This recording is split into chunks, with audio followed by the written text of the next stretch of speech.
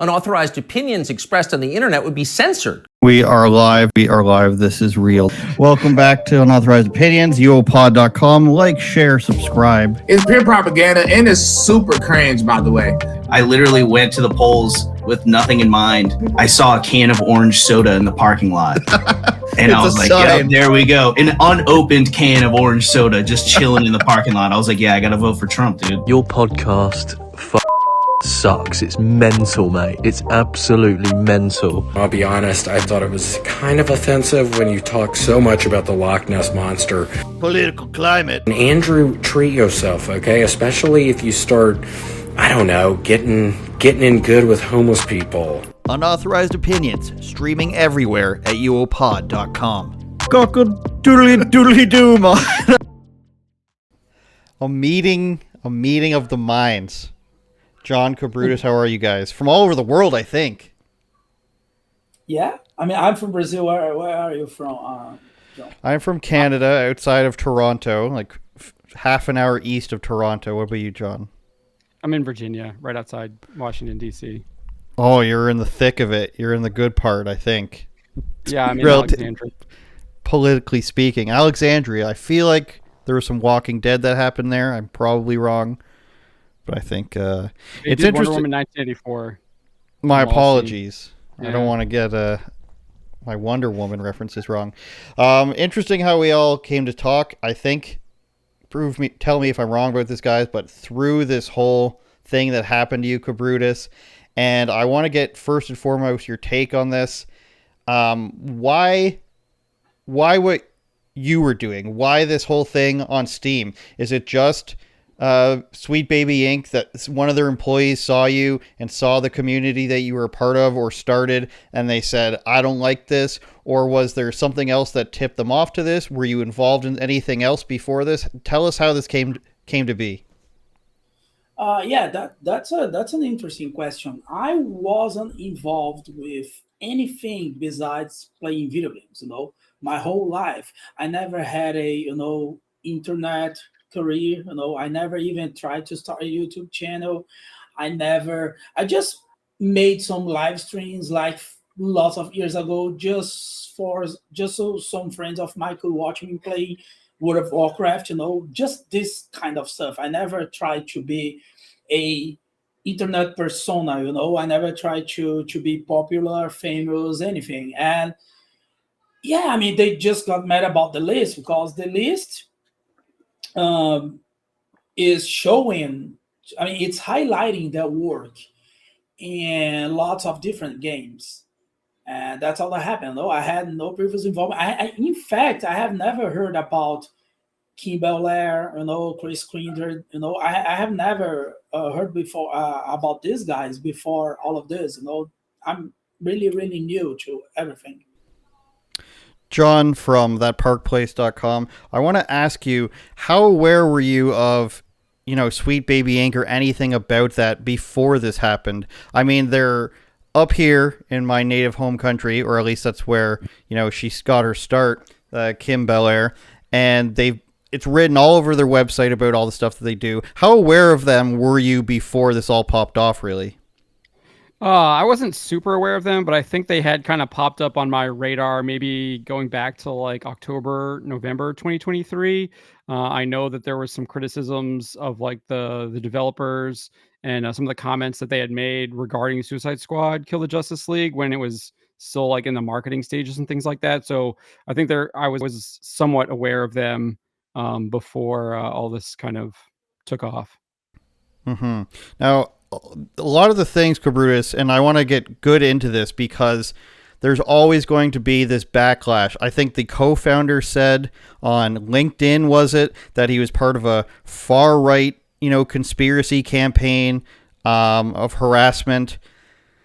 Their problem seems to be that they just don't like that you're pointing out their work. Now, correct me if I'm wrong, if there's been anything else. I think there's always room for people to say, I'm sure there's some people on the internet who have sent them mean things, probably. They've probably said things that I wouldn't approve of or nobody here would approve of.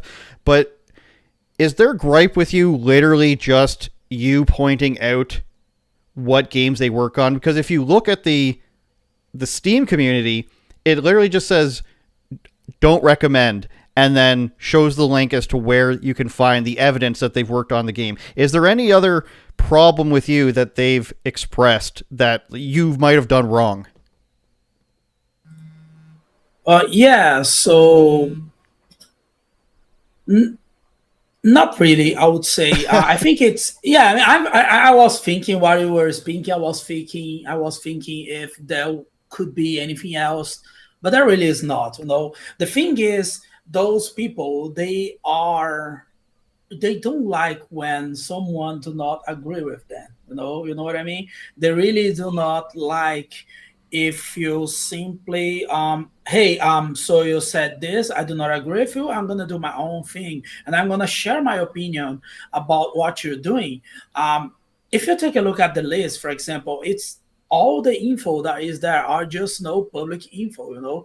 Info that the info that originally got shared by themselves.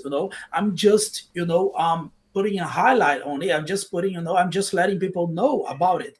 And some people ask, I ask why I do not recommend the games. If you want, when you put a game into a creator list, you have three options. You can either recommend the game, not recommend it, and you can also, there's also a third option which is called informational. You can also just make an informational review. I would pick this one, but the problem is if you pick the informational one, it won't show up on the store page. I mean, your reviews will not show up to the users that are following you in the store page. So this is why I picked the not recommended one. For a game to make into my list, it has to be involved with Sweet Baby Inc. in any form. Soon I will expand this to any kind of DEI consultation company. But right now it's just Sweet Baby. And there's no personal opinion about it. No, either a game is involved or not. It's a fact. It's not subjective. But when I put not recommended, yeah, this is me just sharing my opinion. You understand this? The criteria for the game to be on my list is not about my personal opinion. It is really not. There are tons of games that I really do not like. But I do not put them in the list because that's not my purpose. I just want to inform people. I want to let people know about this, and that's it. That's my main goal. That's just about it. I want to bring up what the Sweet Baby Inc. people said a few weeks ago at this point in the Kotaku article. We can get to them in a bit, but it was David Bedard, the guy who said there was a far-right campaign of harassment. He said, making something more representative and more joyful for a marginalized person in a video game is not a zero-sum game. It doesn't make anything worse for the male character or for the white character. And then Kim Belair said, people can't imagine that we might do anything else but DEI. They can't imagine that we're just talented writers, talented narrative designers, and that people are hiring us because we tell good stories, we collaborate well, and because we write video games. They have to diminish our accomplishments and our identities. And I want to ask you, John, they have made, in my opinion, I won't put this opinion on either of you guys, but they have made a large concerted effort here in all the press that they've done to say this isn't anywhere near all of the stuff that we do. The DEI work that we do and the narrative consulting that we do is not the majority of our work. We're just writing storylines for video games. We're doing consulting work. But then you go on their website, and I would wager 85% of what they talk about is how inclusive and DEI driven the company is. Now, why do you guys think that they're trying to, say that this isn't what they do? Like, it's clear to me that this is what they're proud of doing. They believe in it. They think that there should be diversity, equity, inclusion in video games and in the people producing them, in the offices producing them. But then they sort of shy away on that. Do you agree with that, John? Tell me if I'm wrong. But if you agree with that, why do you think they're shying away from this sort of thing? I agree with the fact that they believe that they do more than just DEI? Is that what you're asking? I'm asking if you believe, yeah, pretty much. Yeah. Do you think that's all they're doing, or do you think that they are doing all these other amazing things and we're just focusing on the DEI aspect? No, I think they're lying. I think that they lied to Kotaku there. If you go back to the 2019 game developers presentation that Kim Belair gave, she is very clear that it's not about writing good stories to her. It's all about the representation, the DEI, the identity politics. I mean, she even gives an example about how she went to, or how she was hired by a video game company that she claims had the cast was not diverse enough. They wanted to diversify it, so they thought about adding a Frenchman, and they were going to have him with a beret and a stripe and all this stuff. And she was like, "No, you need to make them a person of color." And they told her like, "No, we're not going to do that." And she's like, "Well, we need to do better than that. We just can't have this Frenchman. It has to be a person of color." So to me, I mean, that's the example that she's giving about the kind of advice that she provides. It's very clear that it's all about identity politics, because apparently adding a Frenchman to this game wasn't diverse enough for her. So I think they're 100% lying, trying to spin a narrative that they do more than just the DEI stuff. And sure, maybe they do a little bit of that. You want to expand outside of the DEI stuff. She also talks about how they do sensitivity rating, which I would say is still within the DEI, where they're basically coming in and trying to change language because it might offend certain groups or certain people. But yeah, I think that's totally just a narrative that they are pushing through Kotaku and trying to shape that narrative in their favor. But I think that that completely and utterly failed, given the fact that she contradicts it so much in previous interviews. Kabrutus, how do you feel about that? Yeah, I agree with my friend John here. I think that they are lying. And the reason they are lying is because they know that right now, that's bad. That's bad marketing for them. That's bad. That makes them look bad. Because if you take a closer look at the games list that they had involvement, man, those games, I mean, the vast majority of them, I would say, were not considered successful game. I mean, at least they divided opinions among the gaming community, and yeah, I mean, they're lying. They're definitely lying. We know. They think that, the problem is that they think that the gaming community, they think that gamers are fools. They think that they can easily fool gamers. That they can lie to us and that we won't not see this. I mean, gamers are clever guys, clever persons. Okay, I'm not trying to exclude the girl gamers. I know they are out there. Anyway, yeah, I think that they are lying, and we know that they are lying. That's what they don't like about it. I think it's really strange that you spend a lot of your time as one of these companies championing this, and the example you gave, John, was great about how, that's not diverse enough.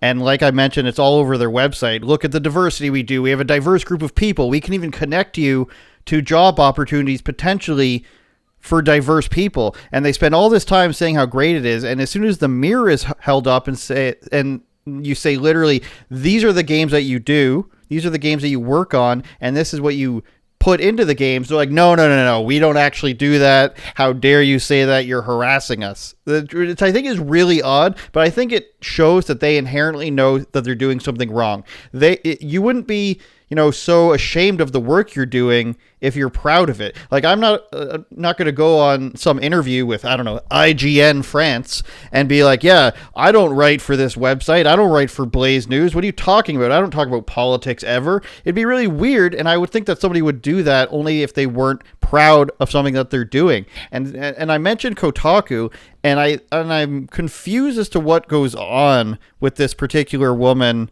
Alyssa Mercante. I'm not entirely sure. I've never heard the name spoken, but in her interview with the Sweet Baby Inc. people, she said she infiltrated the group. Was that your group, Kabrutus, that she said she infiltrated?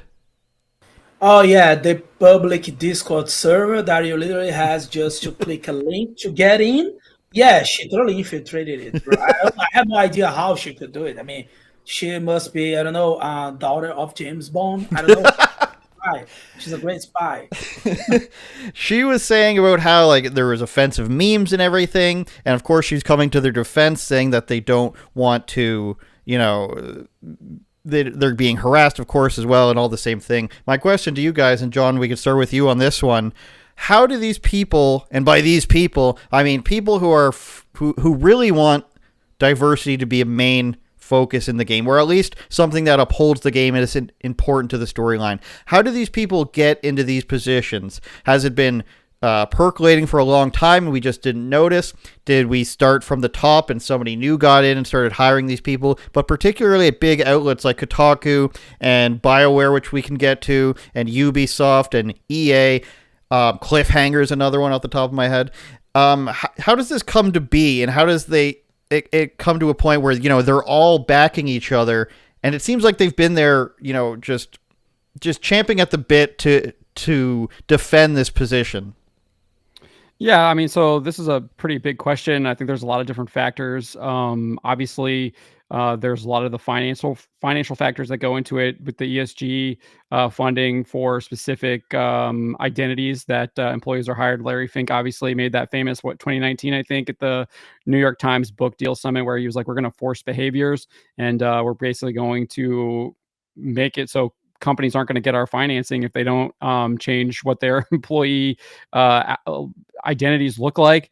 So there's that. I think there's also a government I think there's a lot of top-down stuff coming from governments, specifically here in the United States, that have been kind of, I don't want to say like mandating it, but they've definitely been providing lots of carrots to make that go along, especially after 2020 and the Summer of Love and the George Floyd riots and all that stuff. And I think that also played a factor in too. There was a lot of social capital, and I think we saw a lot of people kind of capitalize on that social capital. I think probably Sweet Baby Inc. was one of those companies that did indeed capitalize on that. We saw that with the Black Lives Matter movement, where those people were getting movie deals with like Warner Brothers Discovery and all of that stuff. And I don't think they've produced anything, but they took the money and they bought a bunch of mansions. So I think there's a lot of different factors. I think I kind of touched on 3 of those there. And then obviously there's probably is some in-group stuff. We've seen people like, I'm blanking on her name right now. The woman who created Validate, she literally talked about how she was only hiring certain people and not hiring other people. So I do think that there's a little bit of that going on as well. So there's a lot of different factors going into all of that. Kabrutus, I know down in Brazil they've had somewhat of a similar political landscape in the United States the last 7 or 8 years. But as a Brazilian guy who, as you said, was just a gamer as of a couple months ago, and now you're thrown into this, how much of this was apparent? How much of this was going on in Brazil down there? Like, are you guys facing constant, stuff in your face about diversity and inclusion and equity in all sorts of things like we are up here? Like up here, like it's apparent in almost every TV commercial that there's been some diversity consulting done. How much of it is it in your face down there in Brazil as compared to how much it has been, in the last few weeks? Yeah, that's an interesting question. For example, we have some big TV channels here, and that they are pretty well known for forcing political agendas, this diversity stuff, and being politically correct, being leftist, progressives, and you can call them that. But we also have our Fox News around here in Brazil. We also have the right wing, channels, and it's pretty well. It's very divided, and Brazilian people has been. I mean, it always. I mean, guys, I know it happened in the United States, but Trump's election in 2016, it really is. I mean, it really kicked off some really stuff. Some really devising stuff here in Brazil too. We do have those woke stuff. We do have political agendas, progressives here, because Brazil is pretty much like a United States DLC. You can. I mean, if something happens, yes, it is. If something happens in the United States, it will influence Brazil. Believe me, it will. And yeah, we see some TV commercials. We see like TV shows. We see like there are our entire cast of actors and famous people. The artists, they are entirely woke. They entirely support this kind of stuff because That's, I mean, they can they get money from it. It's a Brazilian law that literally pays artists to make shows and to make movies. Movies that nobody's gonna watch, nobody's gonna care. But I mean, it's all funded by the government, so they support this kind of stuff because that's where they get money from. Many of those artists, I mean, Brazilian artists, nobody cares about it anymore in Brazil. If they make a concert, a show, it would probably not be very successful. But since they get money from the government for doing this, I mean, that there are literally no risks. They can just go there and do their stuff, and that's biggest. I would say that this is one of the main biggest reasons they are like this. They support this kind of stuff. They have this kind of opinions, and yeah, we do see lots of it in Brazil. But I would say that it's not as bad at it as it is in the United States. I would say that Brazil still have. I mean, Brazil is a pretty much Christian country. You have over 97% of Christians here in Brazil, so there is a resistance. I mean, there's no wokeness didn't contaminate everything here. So I'm glad for that. I wanted to also ask you about the media. You mentioned, of course, all these leftist outlets. Do you think they've covered you fairly, or the media in general? Have you had any conversations with any of some of the bigger leftist outlets? Has IGN or Kotaku reached out to you? Have you done any interviews with them? How have they treated you overall, the American media? Yeah, they have not been treating me fair. No, I mean, the information is out there. I've seen many YouTubers, even small channels, small outlets, covering this whole situation way better than them. So I mean, they just don't want to spread the truth because they know that the truth is that Sweet Baby started a harassment campaign against me. Sweet Baby tried to make me lose my Steam account, my community, even my Twitter profile, my ex Twitter profile. And they know, but they don't want to tell people this because they also know that this doesn't help their narrative. And yeah, some of them try to reach me, including CBC. CBC, just released a hit piece. No, yeah, I mean, it was kind of hit piece because they were, signing with Sweet Baby, and again, they were lying by omission. They completely ignored the fact I just mentioned. So CBC tried to contact me. A girl from The Verge tried to contact me. A big German outlet try to contact me, but I do not answer them. I ignore them because I don't think they are willing to. I don't think they are getting in contact with me to know my side. They just throw traps.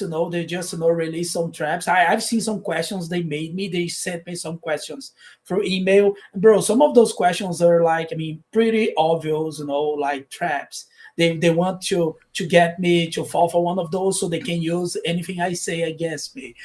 They can't tell take us, it out Tell of us one of the questions they asked you, or a couple of what kind of questions did they ask you? Okay. I can say one. There were two of them. One was very political, but there was another one that was more related to games. They said this. I was watching one of your. I mean, that was the guy asking me. I was watching your live stream, and you said that you want a good-looking woman in gaming again. Do you believe that a gaming can only be good if it has good women? That was the kind of question, and I was very tempted to just answer yes, but I did I did not. I really did not because yeah, I mean it's not worth it, So yeah, also they made some questions about the U.S. elections and what's my opinion, this and that. They want to be able to throw me in the Trump mob, like they want to be able to call me a fascist Trump supporter. But hey, man, I'm in Brazil. I do not even get to vote in the U.S. elections, So why do my opinion matters? I have my political beliefs, but I mean, all of this that I'm doing this is all really about video games. I don't want to mix politics into it because I don't think it's necessary, and I think that this is gonna deviate my goal, my objective. I just want games to be good again, and I want us I want us gamers, the gaming community, to be respected by those developers. That's how I want. And yeah, they've been trying to get government. But I mean, if I find, I mean, it can be a leftist even, but if some of them are really, really willing to tell the truth and to hear my side, I don't know. That could be a possibility of me talking to them, but I really do not believe that they are like this. Though they just want to make me look bad. So this is why I don't talk to them. And that was CBC who asked you that. Yeah, CBC sent me in some emails like 2 weeks ago, something like this. And CBC was one of them, but there were more. There were others. For example, The Verge. I think it was GameStar. It's a big outlet from Germany, and there were more, but I don't remember right now. I'm sorry, but yeah, some of them tried to contact me. I wanted to point out this article from John from, when is this? 2 days ago, about April Fools. We all wish. It almost sounded a bit like Trump there. April Fools. BioWare from my home country. Now they were supporting the Transgender Day of Visibility here, and what was interesting to me was they said they've always been a part of our worlds, and we're proud to support them both within our game. So then immediately I'm just like, what year did BioWare start? And that's 1995, I believe, and they're starting in northern Alberta, Canada. And it's like, why is this a claim that you've just always been in support of this when clearly none of this stuff was talked about in the 90s and the early 2000s? It really wasn't until, after 2010 when people started talking about gender and transgenderism. So I'm wondering, what was your take on, these guys who sold out, $800 million to EA? Why are they so hard with pushing this and making it seem as this has always been what they think? Yeah, I mean, I don't think that's what they've always thought. Obviously, you can go back. I think they only really started doing this stuff on social media like the past couple of years. Obviously, you have a blog post from, I think, 2014 where they're explaining that character whose name is Krem, and they wanted to add him in. So that's only the last decade. But yeah, I think they're trying to do this because they're trying to normalize this stuff. Like, this stuff is normal. This is the agenda that they're trying to push, and they clearly are trying to push this agenda. I know I got a lot of flack on the video that I did for this because they're like, oh, this day has been around for forever. Well, BioWare has never talked about it until this year when it was on Easter. So I definitely think it was definitely attack on Christians and trying to push that. Well, what I think about this whole, it's been a day before.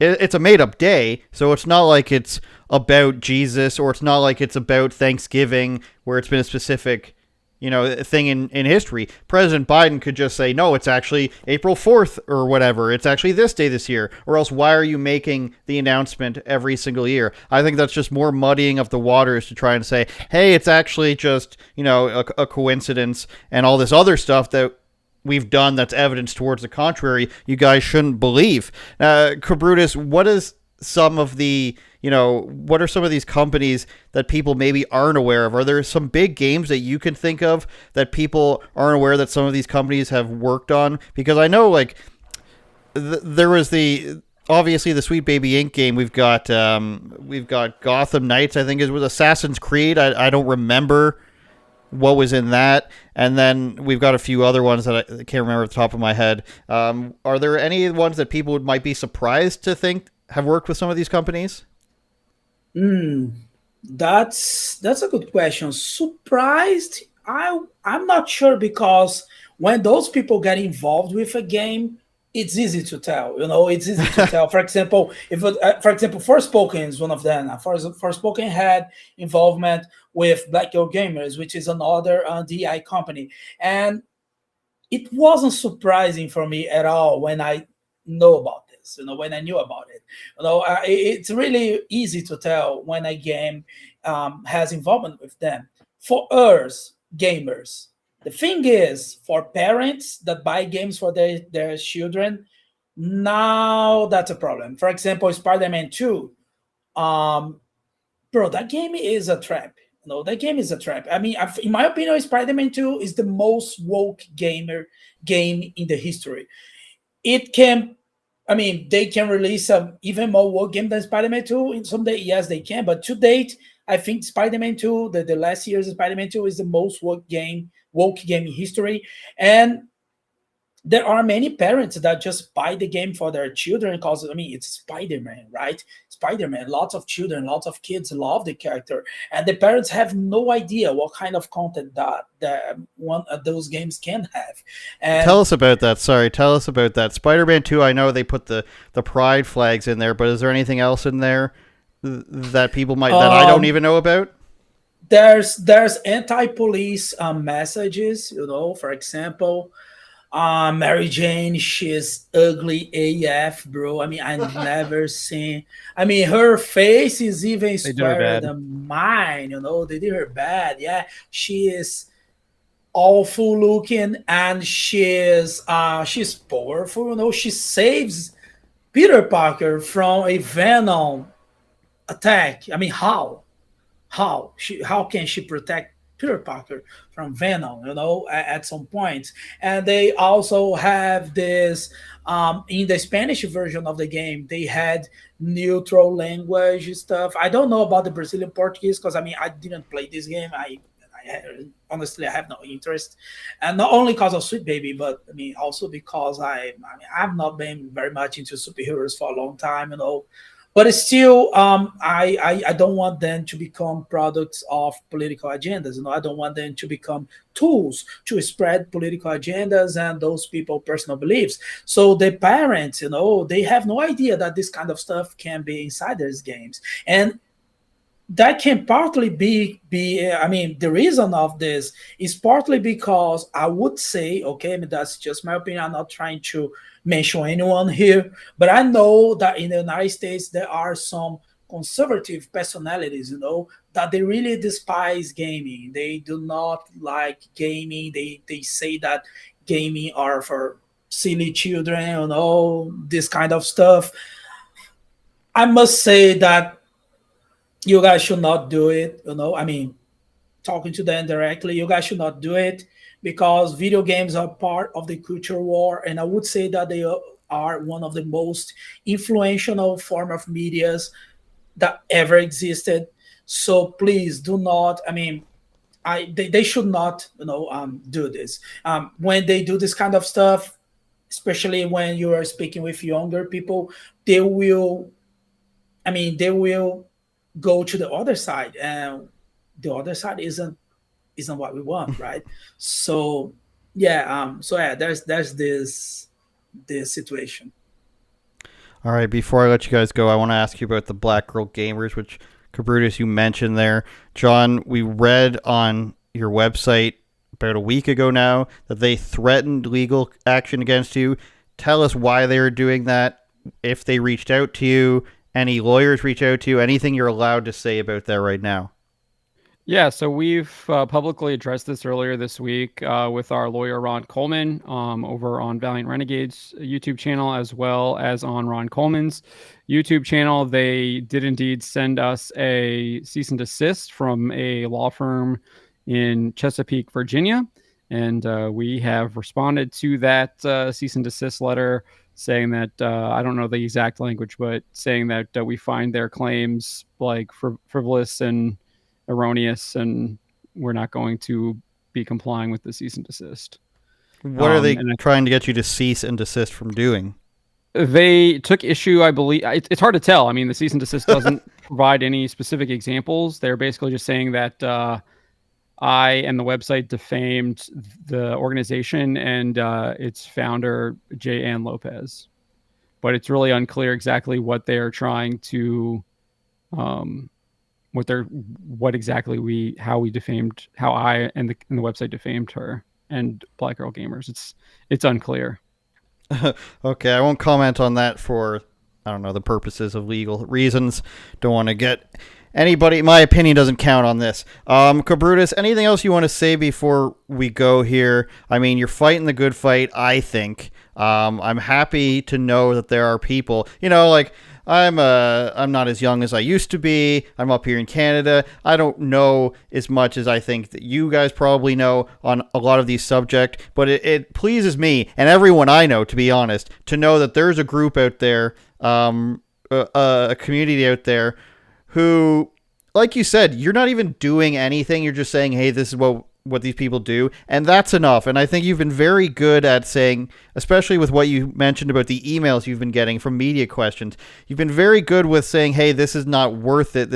It will likely be used against me, and there's nothing I can say to convince these people otherwise. So I think you've been very good for that. Is there anything that you're working on? Is there any next step that you're going to take with this? You mentioned you're going to start including different companies. Is there a process for that? Tell us if you have any plans to take this momentum you've got and really work towards something else. Yeah, absolutely. The website, I have a website that is being built right now. It is called deidetected.com. If you go there right now, you will just see a static image, but it's being made right now. It's coming in a few weeks. Just wait for it, okay?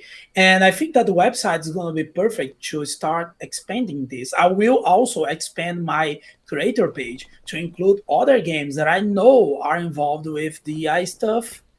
But right now, since I'm just talking about Sweet Baby Inc., I won't add them, but in due time they will get added. Don't worry, guys, about it. And there's also my Twitter and my YouTube channel. I've just got started with the YouTube.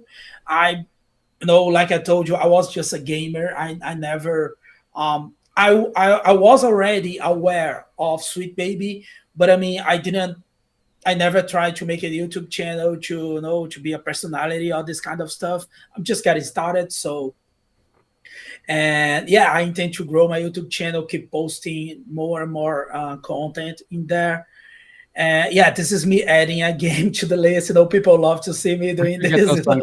Yeah, I thought this was really funny and a really good format where you're just literally saying, I do not recommend this game, and that's what happens. Yeah. I mean, I do not recommend this game, That's just my personal opinion. I have the right to have one, right? So, I really like these glasses because I think I look like Bret Hart when I... Yeah, they're awesome. Okay, anyway, that are my plans. I'm glad the gaming community is with me in this one. I'm glad that it is an honor for me to have this opportunity to try to make a difference, a good difference in gaming, because I love video games. I mean, it's my hobby. It's my hobby since I was 6 years old, 5 years old, and I will do my best to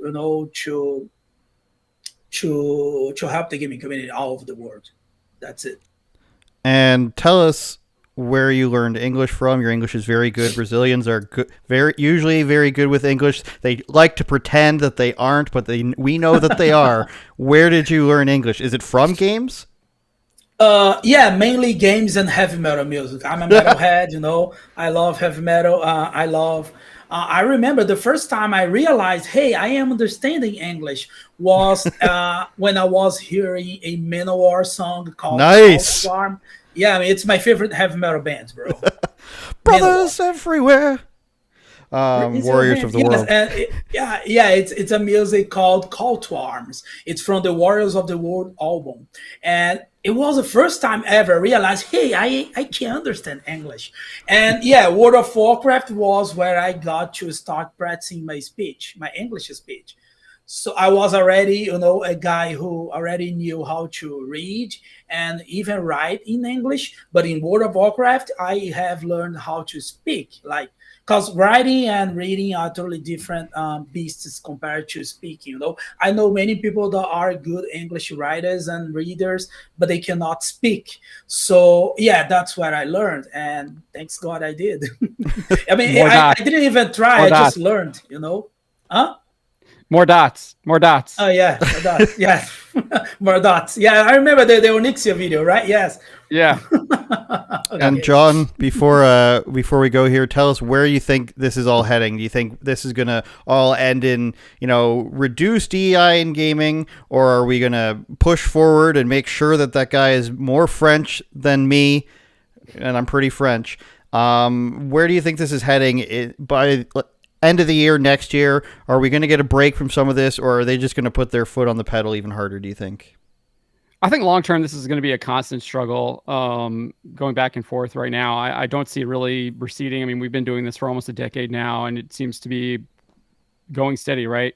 As far as what happens, I think a lot of it depends on what happens in November, if I'm being honest. I do think that a lot of this stuff comes from the top down. I think a lot of it is the federal government of the United States pushing a lot of this stuff, allowing it to be done, not enforcing laws that they're probably breaking by pushing a lot of this stuff. And I think that will probably determine a lot of whether or not you continue to see this stuff and where the battle kind of moves from there. But I do think that a lot of these video game companies are going to continue doing what they're doing. I know Mark Kern has talked about this quite a bit, that there's usually like a 3 to 5 year cycle. And so you're going to be seeing a lot of these games still having this stuff within the next 3 to 5 years, and you might see some changes happening. I already do think that there are a lot of like good changes that seem to be happening. I mean, we're seeing stuff like Helldivers 2 have really good success, and I think we'll probably maybe see more kind of what he describes as AA video game developers kind of doing this stuff, whereas like the AAAs will probably continue to shoot themselves in the foot. I think Spider-Man 2 is actually a perfect example. If you look at those leaked sales data we got from I think it was from Sony PlayStation maybe last year. The first Spider-Man sold like Insomniac. It sold like 25 million copies or something like that, and Spider-Man 2 has only sold like 10 million from their last update. So it's sold less than half of what the first one did, which that's not very good. That's about what the Miles Morales game did, I think. So you're already kind of seeing people not buying the stuff that has a lot of this DEI, ESG stuff injected into it. So I think that's really good. I think what Kabrutus is doing is really putting a lot of pressure on a lot of these companies. I mean, we're already seeing these developers absolutely go crazy. The Siege of Dawn developer just went absolutely berserk after Kabrutus refused to take the game off the list, or I think he added it to the list. And I think that just shows just kind of the power consumers have by like not purchasing these games. And I think when you have what is he almost over at 360,000 now people on his list, that is a significant number of gamers who are not going to be purchasing your games. And you're looking at like Remedy Entertainment, they're saying Alan Wake 2, which is a Sweet Baby Inc. Influenced game, and only sold 1.3 million. And that's their fastest selling game ever. I mean, just imagine if they were able to leverage almost 400,000 more gamers that could have bought that game. I mean, that's a significant amount of revenue that these companies are now leaving on the table, and it's easily quantifiable now too. So I do think you might be seeing some changes like that happening, especially maybe from people up in the C-suite that aren't maybe super aware maybe of what's happening. But at the end of the day, I do think a lot of these people are institutionalized now. It's going to be hard to get them out. I mean, Kern just did a report on the Compulsion Games community manager.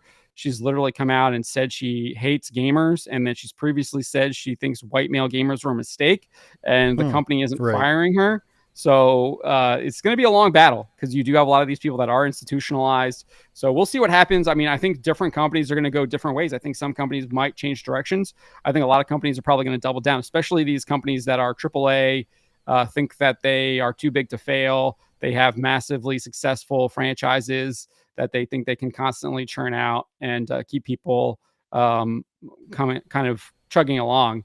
But I do think we're already seeing a lot of these developers have been shut down. I mean, look at Saints Row. Volition no longer exists. Kabrutus mentioned Forspoken. Luminous Productions no longer exists. It's been basically consumed back into Square Enix. So I think there's already changes happening. And there's going to be more changes, but I do think it's just going to be a constant battle, and you're going to see developers fold. You're going to see developers double down, losing a lot of money. And I think at the end of the day, this stuff is a loser, because I think at the end of the day, it's anti-truth. It's anti-good. Couldn't agree more, and I would like to piggyback off of that with EA. I think they're going to be in trouble. All these alternate games coming out, soccer and football-wise, and it's just like you mentioned, people are institutionalized into this, and they think that they can do no wrong, and they just keep putting out worse and worse product, it seems, and eventually this is going to fall to pieces as the expansion of indie companies and the technologies out there, with people being able to make games that are more concerning of the gamer. And just a quick example I would say is that people are anticipating like a new skin of like NHL 2K9 in HD. People are excited for something like that, and that just goes to show you how much EA had the market corner for so long, and they've completely lost touch. The other prediction I want to make for everyone's audiences is I think if they make this Spider-Man cartoon reimagining happen, I think trans Venom or trans Carnage is going to happen, just like they did with X-Men. That's my prediction for where this is going. I think Disney can't stop it in that regard. I don't think Marvel can stop. Kabrutus, you got a comment on that? Yeah, I mean, please don't make it. I mean, Venom is my favorite Marvel character. Please don't do anything with Eddie Brock, please. Though Eddie Brock won't be in the picture anymore, it'll just be the symbiote will be the transgender thing. It'll be non-binary. No. Kabrutus' YouTube channel. Oh, you got more? Yeah, so that's also another factor at play too, right? You do have these other major companies that have a lot of these DEI policies, like the Walt Disney Company, where they are licensing their properties, or they have actual game development studios that kind of do some of that stuff, like Marvel games, Lucasfilm games, where they're pushing that stuff. I mean, look what Ubisoft is doing. I mean, that Star Wars Outlaws game, I think, is basically dead on arrival because it's clearly like DEI, like woke agenda to the max, right? I mean, they chose to make a female character like their smuggler. Like, come on. I mean, that's just a DEI agenda from the. We should do another one of these. I want to talk to you guys about Fallout, the show. I want to talk to you guys about that Star Wars game. Let's try to do another one. Kabrutus, Steam community on there. Sweet Baby Being Detected. Check out his YouTube channel. John, his whole website. I go to it every day. Thatparkplace.com. And, of course, we are all with you and hope this lawsuit goes exactly the way you want it to. Thanks again, guys. We will see you all hopefully next time. Turn it up, Jordan.